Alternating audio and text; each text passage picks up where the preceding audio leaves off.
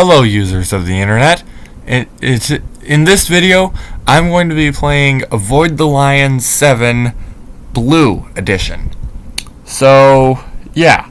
But before we get into that, please like the video and subscribe to me if you aren't already. Take a look at my Scratch account. I'm 23 DC Perez on Scratch. Let's see. What else? Yeah, if you don't already have a Scratch account, remember it's scratch.mit.edu. Consider making one so you can follow me and like my projects, and maybe make some of your own projects too. What else is there to say? Oh yeah, please help me spread Bobby bashing, which is a new bait and switch. Like Rick Rolling, but better, because no one recognizes the link, and it's a different song. Bobby Darin's Beyond the Sea instead of Rick Astley's Never Gonna Give You Up. So, let's get into the video. But before we start playing the game, we have to turn the sound all the way up. There we go. And, of course, make sure to take a look at some of my other projects if you decide to take a look at my Scratch account. It's basically like all the other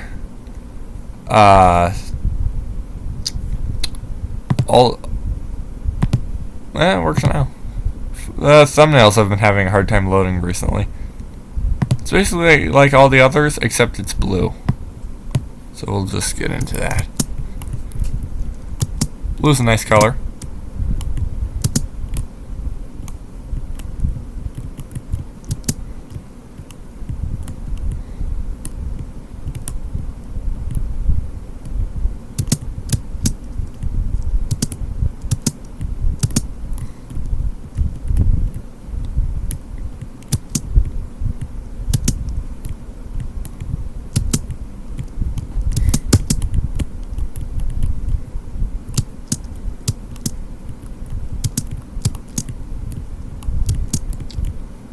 This game is not as intimidating when you don't have the lightning, because there's just all sorts of lightning constantly raining down on you. And remember, Avoid the Lions is not as much fun in real life. Ooh, I put that on just in time.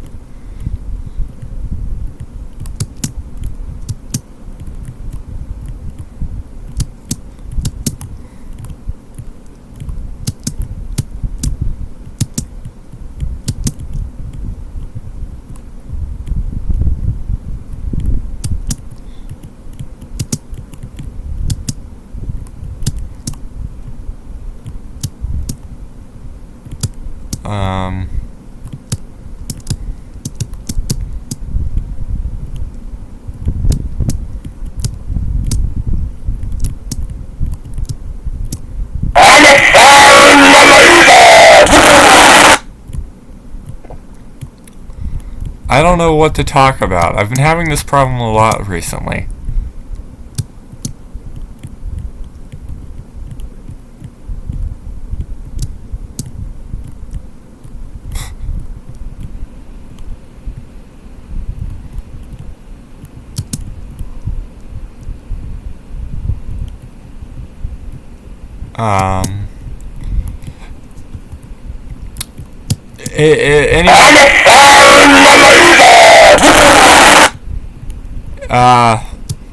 If anyone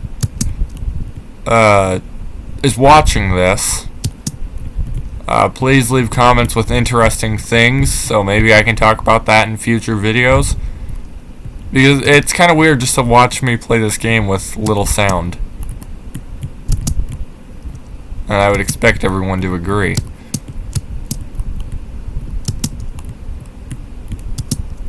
Other than the occasional laser and the keyboard.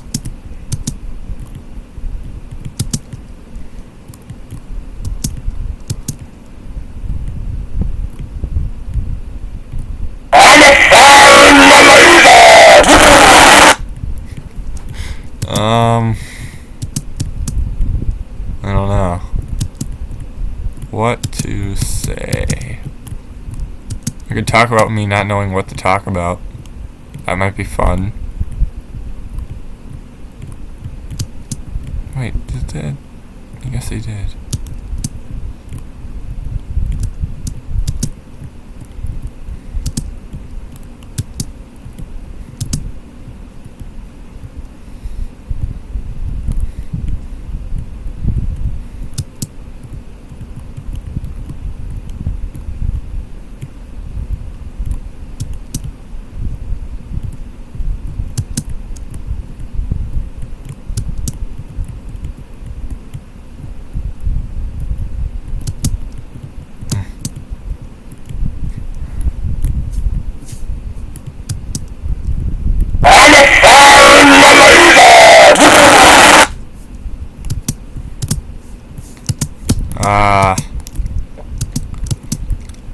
I'm going to eat lunch at my grandma's house today.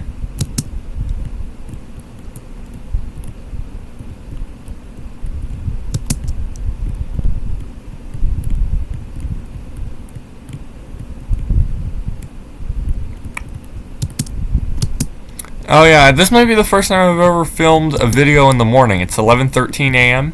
By the way, yeah, that's a.m., not p.m. It's not the end of the day, it's the middle of it.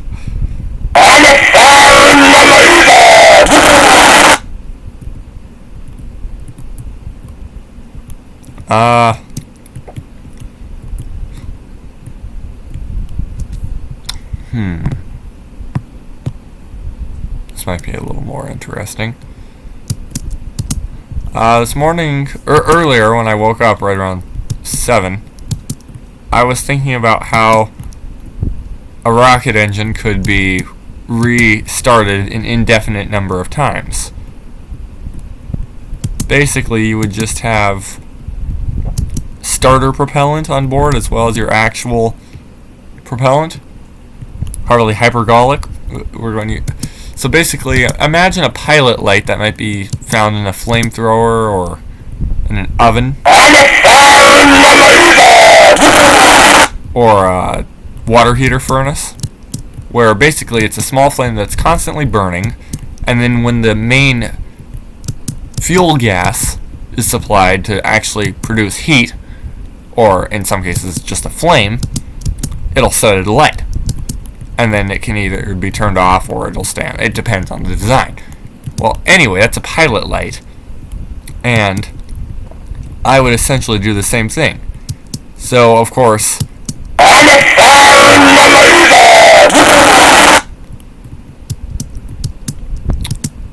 let's see. So, of course, a rocket engine has an injector in which, well, assuming it's a liquid engine, it has an injector which sprays propellant into the burn chamber, the combustion chamber, the engine bell. And anyway, so we would just have a few small holes where hypergolic propellant, or maybe just a single hole, or I don't know. But anyway, very small amounts of hypergolic propellant would be sprayed in. Just enough to produce a small flame, comparable to like a little solid engine you could buy at Hobby Lobby. For instance, Estes models. Of course, it would still be stronger. It would just be a small flame. It would not actually propel the vehicle. And then once your actual propellant, for instance, hydrogen and oxygen, or the liquid versions of those, liquid oxygen, liquid hydrogen, are introduced into the engine, the already existing flame would set them alight, and yeah, and then you would just shut off your pilot light to save ignition propellant. And yeah, then throughout the flight you could shut off the engines by closing the valves, and then restart the engines by starting the pilot light and then opening up the propellant valves. And yeah, you could go as long as you have. You could do that until you run out of ignition propellant. So yeah, that's pretty good.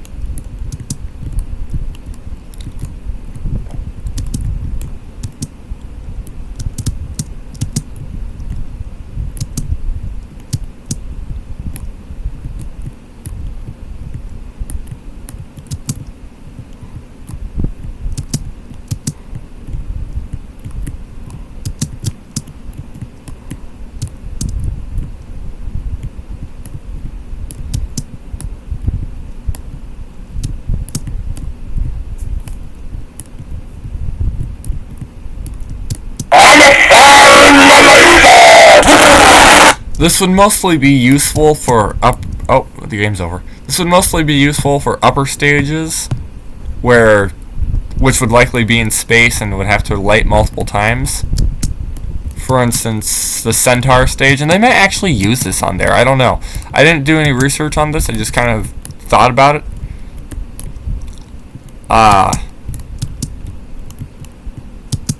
Where you would need to do multiple burns to achieve a certain orbit, or corrections over a period of time.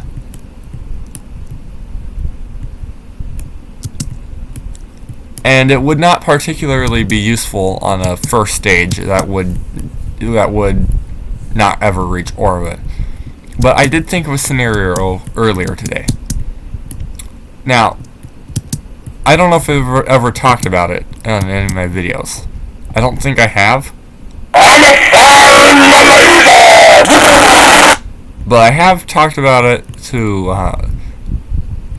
in person many times.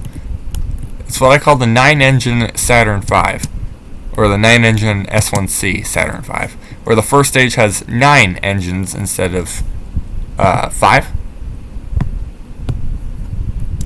For, just 80% more power, or thrust at least. Which is, just means you can put heavier stuff up.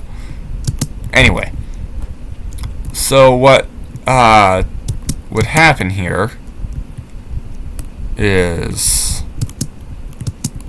what?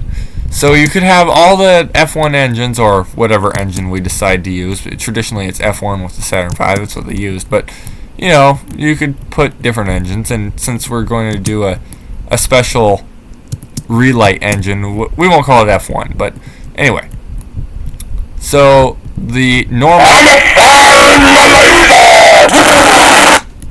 You know what? Once this game ends, I'll show you a diagram that will help explain it. The idea is you would have, well, I can do it by voice, I think. Anyway, so the normal 5 engines would be 1, 2, 3, 4, and 5, and then your extra 4 engines would be 6, 7, 8, and 9. 6 would be between 1 and 2, 7 between 2 and 3, 8 between 3 and 4, and 9 between 4 and 1. And of course 5 in the center. Of course, you could do any number of things. Of course, having them all as the same engine would work fine. You would, shut off 6, 7, 8, and 9 at some point in the flight to prevent over-acceleration. You'd shut off 5 after that, and then you'd shut off engine 5 after that, and then maybe shut off 2 and 3 and just fly on 4, or maybe just fly on 1, 2, 3, and 4 for the rest of the time the S1C is firing. Or when you shut down 2 and 3, you could restart 5 and fly on 3 engines, and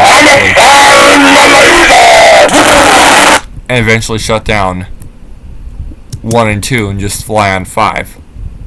Whether you drop the engines in the flight is another thing. We're not here to talk about half stages. We're here to talk about relighting engines.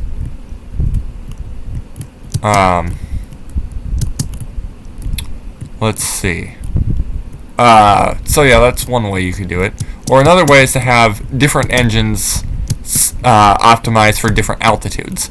Now, traditionally, a first stage will have engines that are optimized for sea level.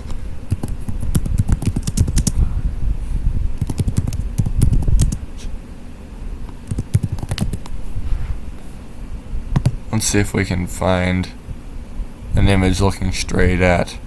Okay, that might work, but let's see if we can find a better one.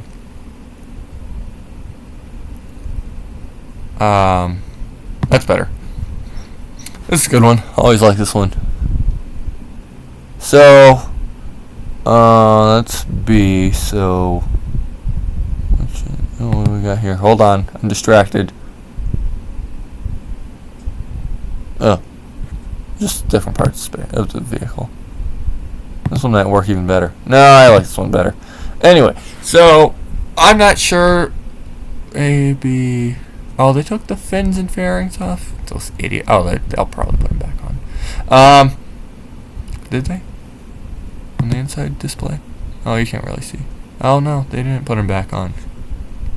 Idiots. Gotta like those fins and fairings. Anyway, we'll call this one engine 1, that 2, this one 3, this one 4, and this one 5. 6 would go here, 7 here, 8 here, and 9 over here. So, in the scenario I gave you, you'd shut off 6, 7, 8, and 9 first, and then 5 after a minute or so, or 2. I don't know how long you'd want to have that off. Then you would either fly on the other 4 for the rest of the time, or gradually start to shut them down. You could take 2 and 3 off and relight 5, and then shut off 1. No, I meant 2 and 4, and then shut off 1 and 3 and fly on just center engine.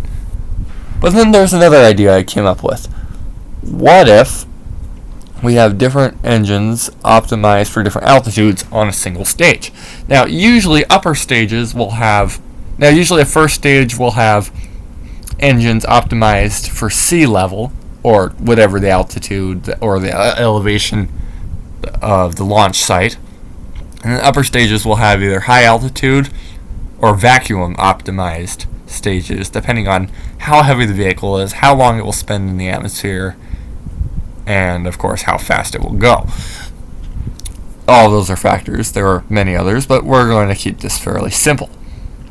So let's say now, of course, an S1C stage, the first stage with 9 engines, would not make it very high. Even the 5-engine variant made it basically just to the edge of the atmosphere. So we wouldn't really have we wouldn't need that many vacuum optimized engines, but we might want high altitude engines. So we'll say that engines 1, 2, 3, and 4 will be sea level engines the way they are now, with some modifications. If I was to build a Saturn V, which I fully intend to do one day, hopefully by the 2040s, because I'd like to fly myself to the moon, Mars, Venus, Sun, maybe even Jupiter. Saturn would be nice. Take Saturn V to Saturn. Anyway, of course, we'll make some modifications to the engines with my relight design, and instead designed to burn hydrogen and oxygen. And what was the other thing I wanted to do with it? A design I call the all-injector engine, where there's basically no engine bell or combustion chamber. Well, there is, except it's also part of the injector. So the burn chamber is having propellant sprayed into it from all sides. It would increase burn stability, and thus reduce the chance of a engine explosion. So yeah. That's a good idea, I think. So yeah, we'll have engines 1, 2, 3, and 4 optimized for sea level, or whatever altitude or elevation I intend to launch this thing from. Engines 6, 7, 8, and 9 will be optimized for high altitudes. I don't know exactly. I haven't done all the math to figure out where it would be by the time I want to light that up. And the center engine optimized for vacuum or near vacuum conditions. So here's how the firing order would go. At liftoff, engines 1, 2, 3, and 4 would be ignited by spraying the ignition propellant, a hypergolic propellant I was talking about, to start the pilot light, and then letting the oxygen and hydrogen in to start the engines. It would fly a few miles up and several dozen miles out. Engines 6, 7, 8, and 9 would light, and for a few moments, maybe 20 seconds, 8 engines would be burning, just to make sure there's a smooth transition. Then engines 1, 2, 3, and 4 would be shut off. Engines 6, 7, 8, and 9 would burn for I don't know how long. S1C only burns for 2.5 minutes by the normal design, and we're adding an additional 4 engines. To be fair, they're not all running at the same time. Yeah, I don't know. So maybe like a minute for the first 4 engines, or maybe less, maybe like 40 seconds. Another minute for 6, 7, 8, and 9, and then the last on the vacuum engine, or something like that. I don't know. I don't know. I haven't worked it out yet. Anyway, we'll get into that in a minute. So, So 6, 7, 8, and 9 burn, and then how do we do this? Once we get up to a certain altitude. No, they'll be burning long enough that we'll reach the excessive acceleration. We don't want to go beyond 4 Gs of acceleration. So we'll shut off engines 7 and 9. We'll just be burning on 6 and 7. The two that would be between these. And anyway. So that would be a great drop. And then once we reach the proper altitude, we'd light up the center engine, 5, which is optimized for vacuum or near vacuum conditions. 3 engines would burn for a few moments, and then we'd shut down 6 and 7 and burn on engine 5 for the remainder of the S1C's flight. Another change in the design I'd like to make is to make the S1C reusable. Open up a parachute from the backside here, possibly in the fairings. Maybe 8 of them in total, because we'll have 8 engines. And let this thing fall down and open up a flotation device around the engines. Engines will be pointing up as the parachutes will be on the side, and that'll protect them from the water. The airframe itself should survive the drop. It's pretty tough. And it'll be with parachutes. We'll have retro rockets run the length of the vehicle. So just as it reaches the water, they'll fire, or they'll start firing. So by the time it touches the water, it has no momentum and thus gently drops into the ocean. As far-fetched and optimistic as that sounds, Wernher von Braun actually figured out how to do it with the vehicles he designed in the 30s and 40s. I remember he wrote a book called Das Mars Project about how he intended to go to Mars. It was completely realistic, and that was with much older technology and with much larger vehicles because of inferior engines and propellant of the time. So we could easily do the maths and figure out how to stop an S1C before it slams into the ocean. So yeah, It's completely real. It's completely realistic, and other than being expensive, not all that unreasonable to try to accomplish. So let's just quickly look into reusable S1C stage. Oh, let's take a look here. Oh, I'm gonna save this.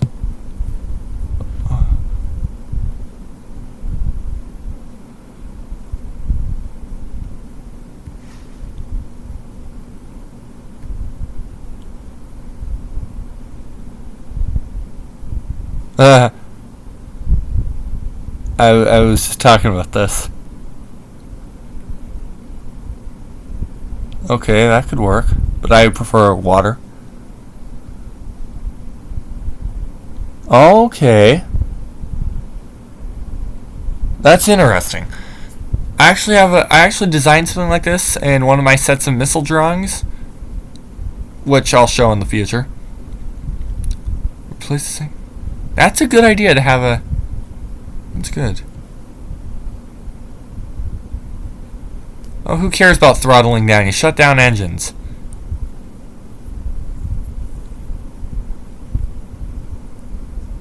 Okay, so you put a new computer in it. Duh. Okay, yeah. I talked about parachutes.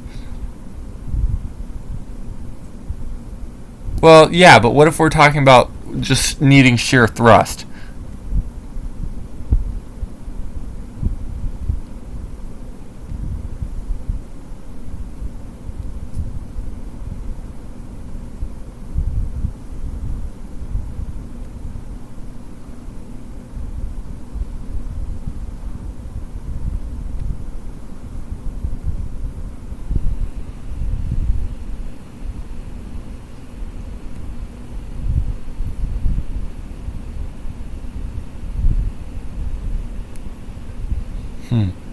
Oh, that's interesting.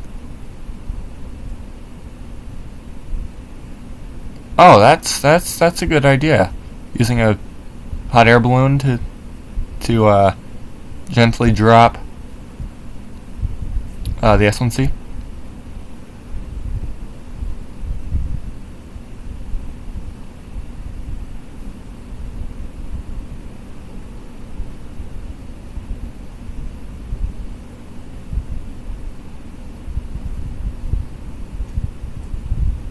Uh-huh. Oh, that's a good idea. Oh, the E1? Oh, that's interesting. So to have F1As as engines 1, 2, 3, and 4, and to put like 4 or 5 H1s in the middle, you know, from the Saturn 1 and Saturn 1B. That's interesting. And I like this E1, which was designed for a vehicle called Super Juno, which would have been like a small Saturn V.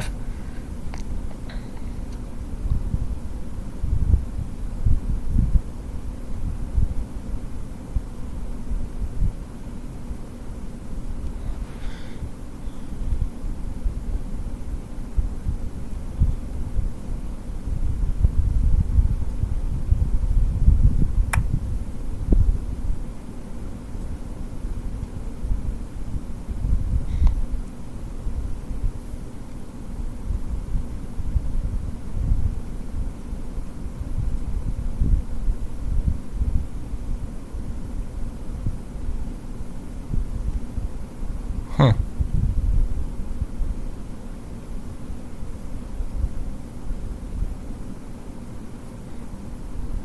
Well, that's really interesting. I'm going to save this. Done. And go to nasaspaceflight.com here and save this as a separate. Done. Well, back to the game. I think that was a very interesting discussion about engines and reusable craft.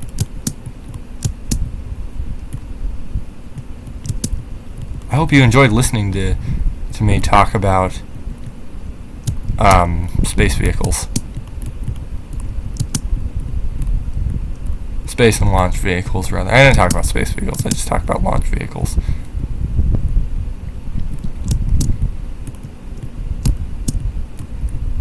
Why did I set it up? Oh, right, because that's not in this version. Yeah, I forgot.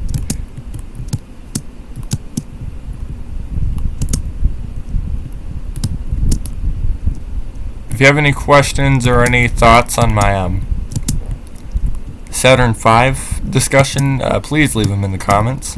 Oh, and if you watched the YouTube video, please tell me in the comments. And if you go to Scratch and learned about my Scratch account from my... What was that? Okay. So just as Munkia, because you say after you say Munkia. Hold on, have to plug in the computer.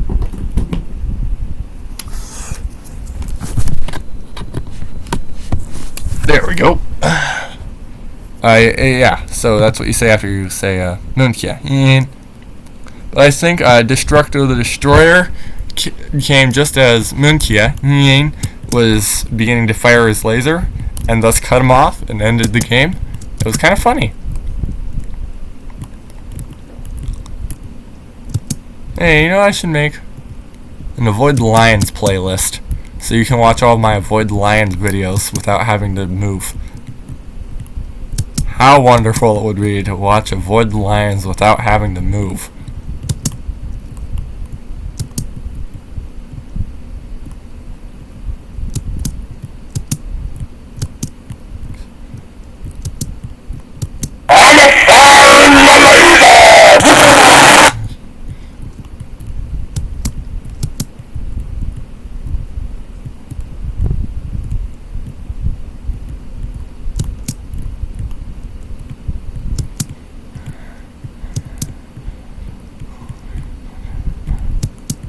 So why did I make the decisions I did in coloring the sharks this way? Because most of them are just the normal shark color, but the guided ones are darker blue. Weird. I guess I like the blue of the sharks, but I wanted to distinguish them from the other sharks. Well, I've learned to not question myself when I make weird decisions. Probably made sense at the time. Can't guarantee it though. Of course, now I'm playing as a squirrel head who is collecting fortune cookies while avoiding lionesses. Pretty interesting, if you ask me. Did I always have all the lions? No, I didn't. Is it in Avoid Lions 1 and 2? Yeah, it was just the normal lion. The higher definition one where you look at them from head on. And in Avoid Lions, yeah, 1 and 2 had that. In Avoid Lions 3 it was all lightning. And Avoid Lions 4 introduced the other lions, as well as more lightning. And Avoid Lions 5 introduced the sharks, as well as other things. And 6, 7, and 8, and all the games they spawned, are probably among the best.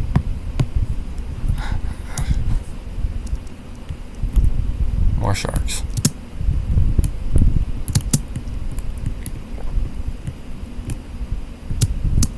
Yeah, okay, yeah.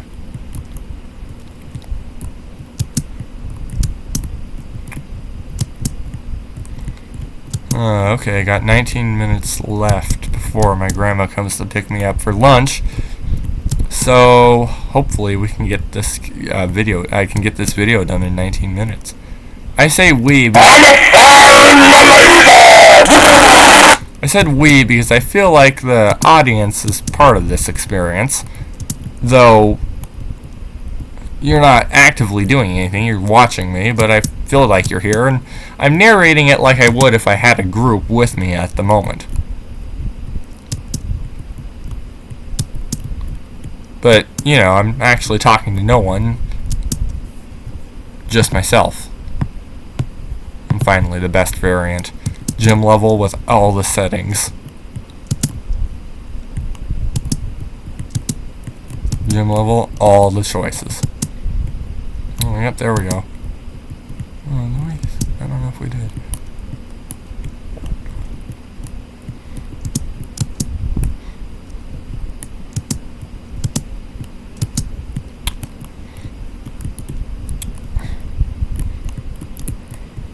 Oh well. I don't mind sitting here talking to myself, because maybe someone will hear me talking to myself and feel like I'm talking to him. Or she. Could be being watched by girls too. Whatever. Doesn't really matter. I just want to be watched so I can show off my fun games. Maybe someone will enjoy playing the game, because the game is fun. And thus I've done the world a favor. I don't expect anything back from all of this. I really don't. I'm doing it for my own entertainment. Alright, and that's the end of the game. So yeah, if I get paid, that's great, but I don't think YouTube advertises on my videos. I don't think no, okay, they know I exist, but I don't think they care that I exist. Anyway, if you watched the video, thank you for watching the video, and let's see, make sure to like the video if you liked it. Subscribe to me, unless you already subscribed. Check out my Scratch account. I'm 23DC Perez at scratch.mit.edu. Take a look at my Avoid the Lions projects. Help me spread the new bait and switch Bobby bashing, which is like Rick rolling, but with Bobby Darin's Beyond the Sea. If you're not familiar with Beyond the Sea, look it up. The Bobby Darin version is the best, but all the versions are good. The original song is La Mer, which is French. Actually, I don't know if I said that right, because I don't speak French. I mainly speak English. I speak a little German, though. Not enough that I could actually have a conversation with anyone. Heck, I probably couldn't even order food, let alone drive through the country. But that's not important. So yeah, what else? Make a Scratch account if you don't have one, and follow me on Scratch, and like my projects, because, well, I most importantly watch my projects. One of them got over 1,000 views. I suggest you take that out. I have a studio called Studio, and it's filled with some of the best projects I've ever made. And of course, my most successful projects can be found in the 1,000, 300, 200, and 100 view studios, depending on how many views they received. Well, thank you for watching. Thank you for watching my video, and enjoy the rest of the internet. Goodbye, users of the internet.